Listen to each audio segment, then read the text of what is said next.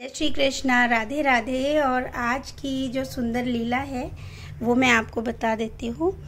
आज की जो लीला है वो बहुत सीख देती है और ये इस लीला का जो शुरुआत है वो होती है रक्षाबंधन वाले वीडियो से। मैंने उस दिन एक वीडियो आप सबके लिए डाला था, याद होगा सबको, जिसमें बांके बिहारी जी रक्षाबंधन पे सभी के लिए कुछ गिफ्ट्स जो है वो ले रहे हैं। तो सोना के लिए भी उन्होंने गिफ्ट लिया है, याद होगा सबको। लेकिन वो सोना उनके पीछे मतलब उनको ये डिमांड करती है कि आप मुझे वो गिफ्ट खोल के दिखाओ। इस बार मैं खाली डिब्बा नहीं लूँगी, मैं गिफ्ट खोल कर देखूँगी। लेकिन बिहारी जी गिफ्ट खोल के नहीं दिखाते हैं और वो चले जाते हैं। और यहीं तक का वो स्वप्न था, ठीक है। अब आज का जो स्वप्न है वो उसी से रिलेट करता है। उससे रिलेट ऐसे करता है कि 2 दिन से बिहारी जी सोना के पास नहीं आए उस दिन से। तो वो नाराज़ थी सोना जो है, और उसने कुछ वीडियोस मतलब स्टेटस में उसने डाला भी बिहारी जी के लिए कि मैं आपसे नाराज़ हूँ। उनके जहाँ भी चैनल्स हैं उन पे भी उसने लिखा कि मैं आपसे नाराज़ हूँ, आप आए नहीं, आपने मेरा गिफ्ट नहीं दिया, मुझे गिफ्ट चाहिए। मैंने भी उनको बोला था, मेरे भी बहुत सारे सवाल थे बिहारी जी से कि क्या बिहारी जी, अगर आप उसको गिफ्ट दे दो, बच्ची तो है, आप गिफ्ट दे दोगे तो क्या हो जाएगा। अगर मान लो आप रियल में भी आके दे के भी जाओगे और हम चिल्ला चिल्ला के भी इस दुनिया से कहेंगे ना, माथा पीट पीट के, कि बिहारी जी ने आके ये गिफ्ट ऐसे दिया है, तो भी हम पर कोई यकीन नहीं करेगा। हमें पागल समझ के एक साइड कर देंगे लोग और कोई नहीं यकीन करेगा। तो बिहारी जी आप कर दो ना, वो बच्ची है, कर दो एक चमत्कार, वो ऐसे बोल रही है आपको तो कर दो। मैंने भी उनको बहुत रिक्वेस्ट किया, लेकिन अब रक्षाबंधन वाले दिन रात को भी प्रभु नहीं आए और कल भी जो है प्रभु नहीं आए। लेकिन आज जो सुबह जो है लीला हुई वो मैं आपको बता रही हूँ। ये सारी रिलेट क्या है कि 2 दिन से, अब आप इसे चाहें ये कहिए कि चित्त में बैठा हुआ है, आपके मन में ये भाव बैठे हुए हैं, इसलिए ये स्वप्न होगा, जो भी है। लेकिन आंसर तो मिला। वो देखिए कैसे कि सुबह में कन्हैया एक पर्दे, क्योंकि सोना मैंने पहले ही कहा, उसका जो मन है वो बिल्कुल बालकों की जैसा है। वो बालकों जैसे ही जिद करती है, बालकों की तरह ही बात करती है। वो प्रभु को अपना मित्र, भाई, पिता सब समझती है, ठीक है। साथ में ये होता है कि वो कल जो है वो कन्हैया के पास नहीं आई, क्योंकि थोड़ा व्यस्त भी थी और थोड़ा वो दिखा रही थी कि मैं नाराज़ हूँ, मैं नहीं आऊँगी, कि आप क्यों नहीं आए रक्षाबंधन पे मेरा गिफ्ट देने के लिए। अगर आप आ भी जाते तो मैं किसी को नहीं बताऊँगी। और गिफ्ट भी कुछ नहीं, उसको याद तक नहीं है कि उसने गिफ्ट में क्या मांगा है, सबसे बड़ी बात। तो होता ये है कि पर्दे के पीछे कन्हैया जो है बाल स्वरूप में ही छुप के बैठा हुआ है। अपना आगे वाला होठ उसने जो है, नीचे वाला जो होठ है वो आगे की तरफ किया हुआ है और वो बैठा हुआ है। और सोना एक कमरे से निकल के आती है और कहती है, क्या हुआ कन्हैया, यहाँ क्यों बैठा है ऐसे। तो कन्हैया कहता है कि मैं रूठा हुआ हूँ, तुमसे बात नहीं करूँगा। तो सोना बोली, तेरा तो यही काम है, जब देखो तब झूठ बोलता है, कुछ भी तो काम करता नहीं है मेरा, हमेशा झूठ बोलता है, कोई काम नहीं किया, मैं भी बात नहीं करूँगी। तो कन्हैया कहता है कि मैं इसीलिए तो मैं रूठा हुआ हूँ, क्योंकि तुम मुझे बार बार यही कहती हो कि मैं झूठा हूँ, कोई बात नहीं सुनता हूँ, कुछ भी नहीं करता हूँ, इसीलिए तो मैं कुछ नहीं करूँगा, मैं भी रूठ गया हूँ और तुम मेरी बात तो सुनोगी नहीं। चलो, लेकिन मैं किसी को बुलाता हूँ और तब तुम सुन लेना।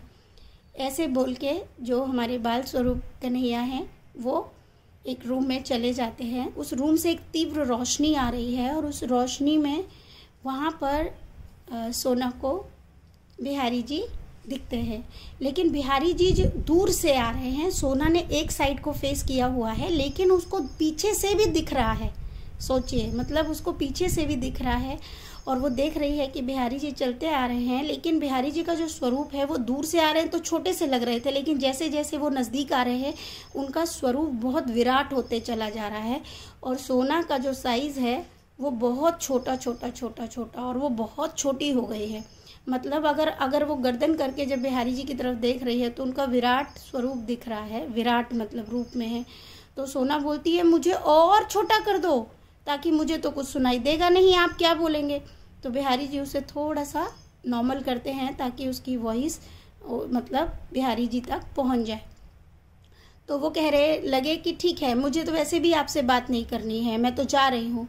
तो बिहारी जी कहते हैं सोना रुको, कहाँ जा रही हो। तो बोले कि नहीं, मुझे आपसे बात नहीं करनी है, आप नहीं आए, आप मेरा गिफ्ट भी नहीं लाए।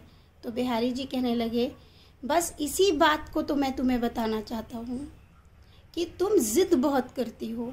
ये ज़िद करना अच्छी बात नहीं है। एक ही बात के पीछे क्यों पड़ती हो।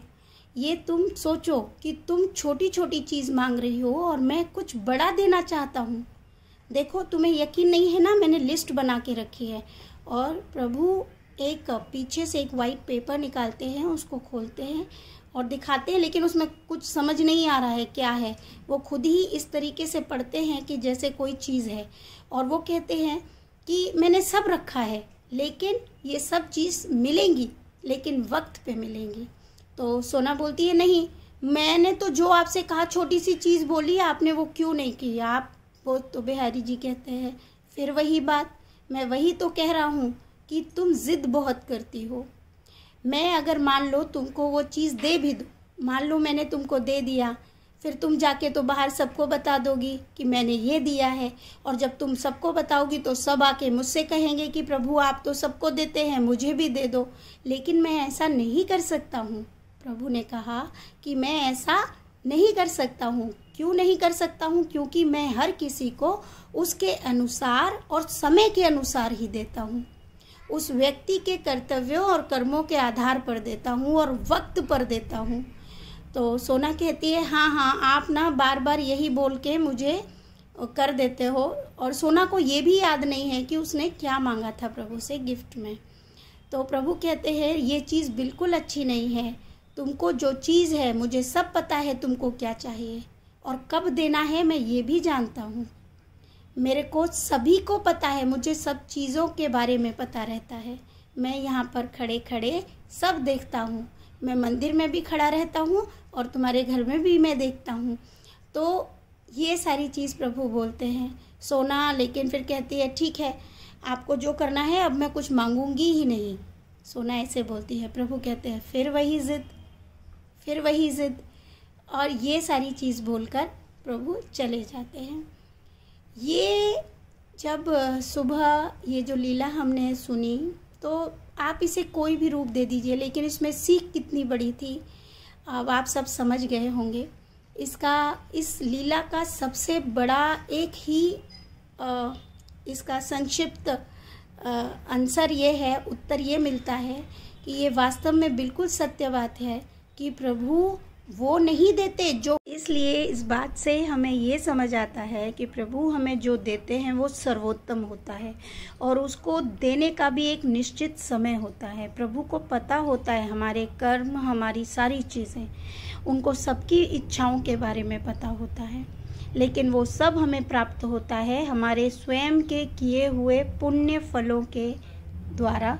जैसे हमारे पुण्य फल होते हैं, जिस समय में वो कंप्लीट होते हैं, उनका जो समय आता है, परफेक्ट जो समय होता है, उस समय पे प्रभु हमें वो पूर्ण करते हैं। तो ऐसा नहीं है, हर व्यक्ति की इच्छाएं हैं जिसे प्रभु को पता होता है। उस आधार के हमारे पुण्य फल जब आते हैं जीवन में, उनका एक निश्चित समय होता है और उस पर वो फल हर एक मनुष्य को प्रभु देते हैं। तो ये लीला भी बहुत अच्छी सीख देती है सभी को कि प्रभु को अपनी इच्छाएं व्यक्त करना गलत नहीं है, क्योंकि वही हमारे सब कुछ है। हम उनको बता सकते हैं, लेकिन अगर हम उसके काबिल होंगे तो उसे भी प्रभु ज़रूर पूर्ण करेंगे। सही कहा ना? राधे राधे।